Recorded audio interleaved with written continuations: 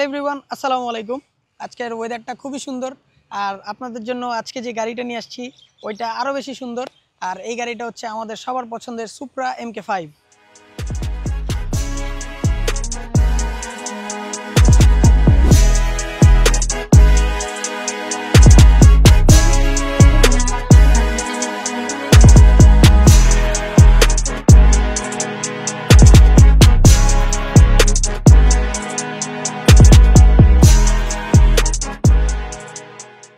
টয়োটার সবচেয়ে লেজেন্ডারি নাম হচ্ছে টয়োটা সুপ্রা।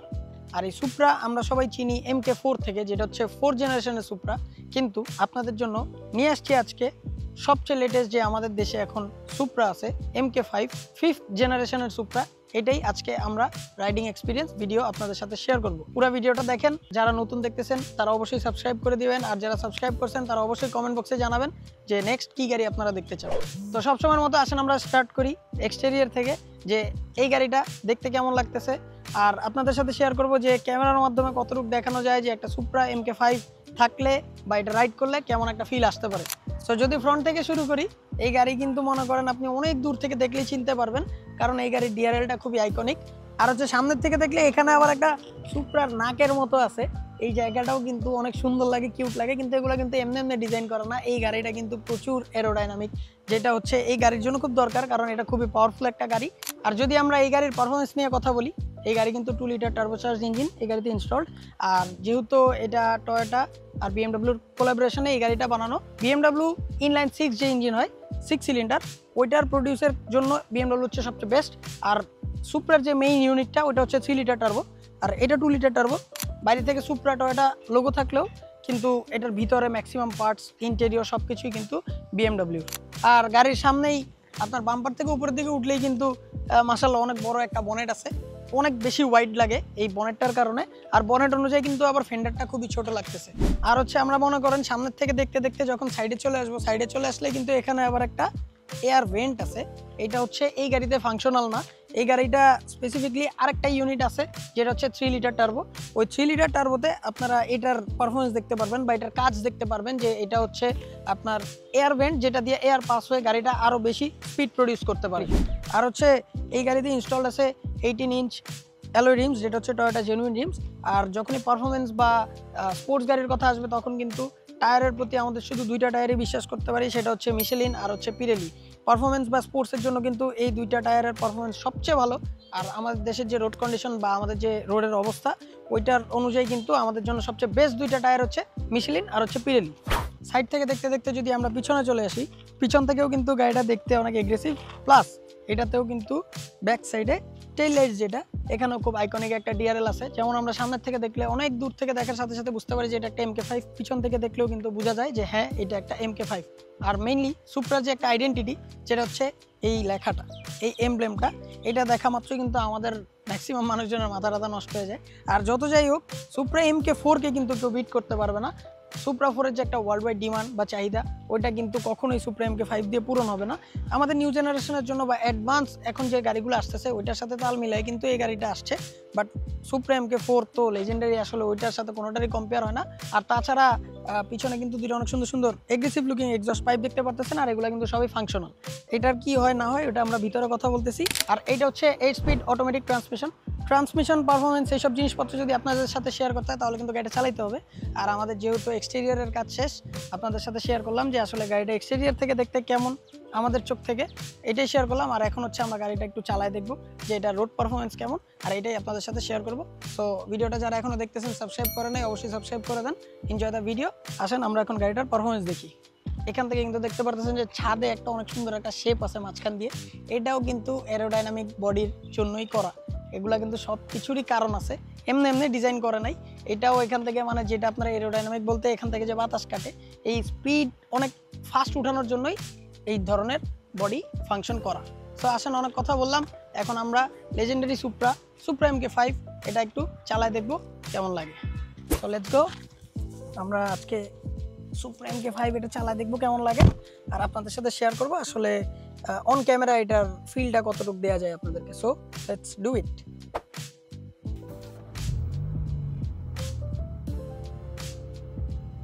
আচ্ছা, সো সিট বেল্টটা হচ্ছে খুবই এমার্জেন্সি জিনিস, এটা লাগবেই, কারণ এটা দুই একবার মিস করছি, পরে অনেক কথা টথা শুনছি আর কি। সো আমরা সেফটি ইস্যুস নিয়ে কোনো কম্প্রোমাইজ নাই। লেটস গো, চালাই দেখি কেমন লাগে সুপ্রা MK5। সো এই গাড়ির ইন্টেরিয়রে বসার সাথে সাথে এটার ইন্টেরিয়রটা হচ্ছে পুরোটাই BMW Z4। এটার মানে যেহেতু বিএমডব্লিউর সাথে কোল্যাব করা, সো বিএমডব্লিউর কিছু তো থাকবেই, যেমন এটার ইন্টারনাল অনেক পার্টস অনেক জায়গায় বিএমডব্লিউর লোগো বা নাম দেখতে পারবেন, তেমনই কিন্তু এটার ইন্টেরিয়রটা পুরোটাই কিন্তু বিএমডব্লিউ। সো আপনি চালাচ্ছেন টয়োটা সুপ্রা, কিন্তু ভিতরে আপনারা কিন্তু ফিলটা পাচ্ছেন বিএমডব্লিউর। এটা কিন্তু একটা মজাদার জিনিস। আর এটা হচ্ছে 8 স্পিড অটোমেটিক ট্রান্সমিশন এটাতে আছে, যেটা হচ্ছে আপনারা সাথে প্যাডেল শিফটারও আছে। সো এটা কিন্তু ম্যানুয়ালি আপনি গিয়ার চেঞ্জ করতে পারবেন, এটার ফিলটা নিতে পারবেন। আর যে কোনো জার্মান গাড়ির ইন্ডিকেটর কিন্তু উল্টা। এটা অনেকে টয়োটা থেকে যখন হুট করে এই গাড়ি চালাইতে আসবেন, আপনারা কিন্তু মাথায় রাখবেন এই পাশেরটা দিয়ে দিলে কিন্তু আপনার ওয়াইপার ব্লেজ অন হয়ে যাবে। তো আপনাদের কিন্তু এটার ইন্ডিকেটরের যে এটা কিন্তু উল্টা লেফট সাইডে থাকে। সো এটা কিন্তু একটু মাথায় রাখতে হবে। এটা মান সম্মানের জিনিস যে আপনার হঠাৎ করে কেউ দিল, যে আমার যে প্রথম ভুলটা হয়েছে যে যাও চালায় আসো, আমি তো ভুলে ওয়াইপার মেরে দিছি, কিন্তু এই জিনিসটা আমি আপনাদেরকে বলে দিলাম। আপনারা সবসময় মাথায় রাখবেন যে এটা কিন্তু ওয়াইপার ব্লেজ উল্টা।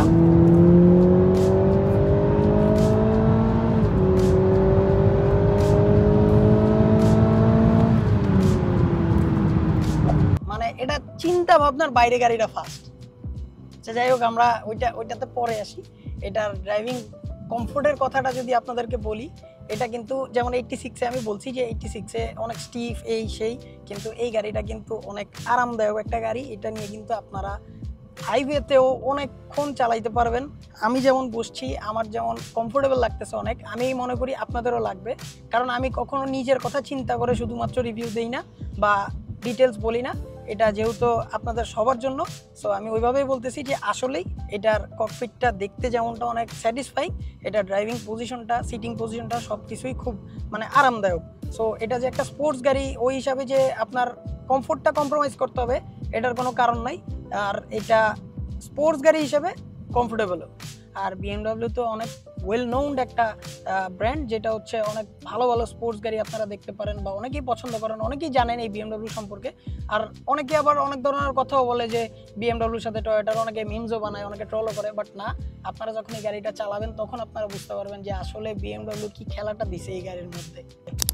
এইটার থ্রটলটা ফুল প্রেস করার পরে জাস্ট 1 সেকেন্ড পরে এটার একটা রিয়াকশন আসে, এটা থ্রটলের মানে ইনস্ট্যান্ট আসে না। ওই যে বলে না 4V খাড়া টান, ওই খাড়া টান না, 1 সেকেন্ড পরে যে একটা রেসপন্স আসে, মানে এটা ইনসেন। আপনারা আসলে, আমি তো ক্যামেরার মধ্যে দেখানোর চেষ্টা করি, বাট আপনারা যতক্ষণ না পর্যন্ত এখানে বসবেন, এইটার উইটনেস হবেন, ততক্ষণ পর্যন্ত হয়তো আপনারা আমার কথা বিশ্বাস করবেন না। এখন আমরা গাড়িটা স্পোর্টস মোডে শিফট করছি, আর স্পোর্টস মোডে শিফট করার সাথে সাথে আমরা কয়েকটা চেঞ্জেস ফিল করতে পারতেছি। এটা হচ্ছে এক্সস্ট নোটটা পাচ্ছি এখন আরেকটু লাউড, স্টিয়ারিংটার রেসপন্স একটু বেড়ে গেছে, আর থ্রটলটা আপনার ইনিশিয়ালটা অনেক বাড়ার সাথে সাথে গিয়ার শিফটিংয়ের যে রেশিও ওইটাও অনেক লেন্দি হয়ে গেছে। মানে আপনার অনেকক্ষণ পরে যে গিয়ারটা শিফট হবে, যেন স্পিডটা যত তাড়াতাড়ি সম্ভব এটা উঠানো যায়। আচ্ছা, যাদের অ্যাবিলিটি আছে বা যাদের এই ক্ষমতাটা আছে যে একটা সুপ্রা ওন করার, আপনারা প্লিজ একটা সুপ্রা কিনেন।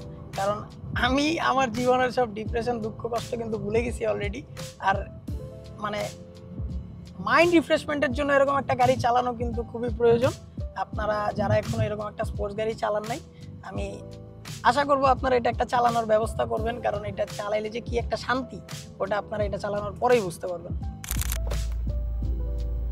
সো আমরা হচ্ছে এখন গাড়িটা ম্যানুয়ালে শিফট করছি, যেহেতু এটা 8 স্পিড অটোমেটিক ট্রান্সমিশন, এটা কিন্তু আপনারা স্পোর্টস মোড দেওয়া আছে। আর অলরেডি আমরা ম্যানুয়ালি শিফট করছি, যেটা হচ্ছে আমরা প্যাডেল শিফটার ইউজ করব। আর এটা ইউজ করে দেখি একটু যে আসলে প্যাডেল শিফটার এই গাড়িটার ফিল কতটুকু নেওয়া যায়। সো একটু দেখি আর কি, দেখতে তো মানা নাই, আসলে কিনতে না পারি বা নিজের না হোক, তারপরেও যেহেতু আল্লাহ সুযোগ দিছে, একটু ফিল করে দেখি আসলে কেমন মজা লাগে।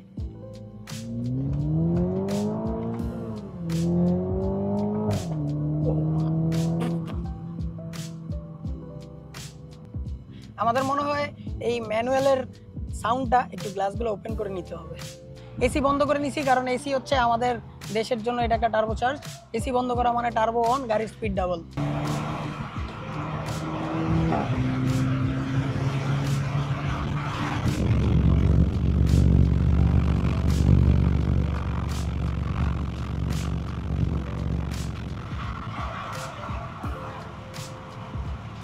এই গাড়িটা স্পিডিং করার সময় কোনোভাবেই গ্লাস নামায় স্পিডিং করা সম্ভব না, কারণ এটার যে একটা বাতাসের যে একটা প্রেশার, এটার কারণে অনেক কনসেন্ট্রেশন ব্রেক হয়ে যায়। আর ম্যানুয়ালে যে এই গাড়ির যে একটা পাওয়ার ফিল করলাম না আমরা, মাশাআল্লাহ, দেখবেন কি সামনের সব কিছু জুম হয়ে যাচ্ছে হঠাৎ, আর ক্যালকুলেশন করতে করতে দেরি হয়ে যাবে যে আমি আসলে ব্রেকটা করবো কখন। যখন স্পিডটা উঠতে থাকে তখন মন চায় যে আমি আর না থামাই, বাট থামতে তো আমাদের হবেই, কারণ আমরা বাংলাদেশে যেহেতু গাড়ি চালাচ্ছি আমাদের এক্সেলারেটের চেয়ে বেশি ব্রেক করতে হবে, এটাই স্বাভাবিক। সো আজকে আমরা সুপ্রা MK5 এই লেজেন্ডারি গাড়িটা চালানোর সুযোগ পাইছি, আর এটার জন্য স্পেশাল থ্যাঙ্কস আপনাদেরকেই। কারণ আপনারা যদি আমার ভিডিও না দেখতেন, আমাকে সাপোর্ট না করতেন, বা আমাকে যদি না বলতেন, ইন্সপায়ার না করতেন, তাহলে হয়তো বা আজকে এই পর্যন্ত এই গাড়ি চালানোর মতো জায়গায় আমি আসতে পারতাম না। সো থ্যাঙ্কস টু এভরিওয়ান যারা সাবস্ক্রাইব করে রাখছেন আগের থেকেই, আর যারা এখনও করেন নাই তারা করে দেন, কারণ সাপোর্ট আরও অনেক বেশি লাগবে, যার ফলে আমরা আরও অনেক সুন্দর সুন্দর আরও অনেক লেজেন্ডারি গাড়ি আনতে পারবো আপনাদের সামনে পর্যন্ত। So thank you. আর হচ্ছে এই গাড়িটার এক্সপিরিয়েন্সটা আসলে যদি আমি ভাষায় প্রকাশ করতে চাই, এটা আমার পক্ষে আসলে সম্ভব না, কারণ গাড়িটা মাশাআল্লাহ যেমন দেখতে তেমন পারফরমেন্সেও। আর এইটার এক্স্যাক্ট রিভিউ পাওয়ার জন্য বা রাইডিং এক্সপিরিয়েন্স পাওয়ার জন্য আপনাদেরকে এই গাড়িতে বসতে হবে, অথবা আপনাদেরকে এই গাড়ি চালাতে হবে। সো আমি যতটুকু ক্যামেরার মাধ্যমে দেখানোর চেষ্টা করছি, অতটুকু হয়তো বা আপনারা একটু হইলেও আইডিয়া পাইছেন, বা আপনারা বুঝতে পারছেন যে আসলে একটা সুপ্রা চলতে আর চালাইতে কেমনটা ফিল। সো আশা করি আপনাদের ভালো লাগছে। সো যদি ভালো লাগে অবশ্যই চ্যানেলটা সাবস্ক্রাইব করে পেজটা লাইক অ্যান্ড ফলো দিয়ে রাখবেন, আর সামনে আরও সুন্দর সুন্দর ভিডিও আসার চান্সেস আছে যদি আপনারা আর কি সাপোর্ট করেন। আর আজকের ভিডিওটা কেমন লাগছে অবশ্যই এটাও কমেন্ট বক্সে জানাবেন। সো দেখা হচ্ছে আমাদের ইনশাআল্লাহ নেক্সট ভিডিওতে। সবাই ভালো থাকবেন, সুস্থ থাকবেন, আল্লাহ হাফেজ।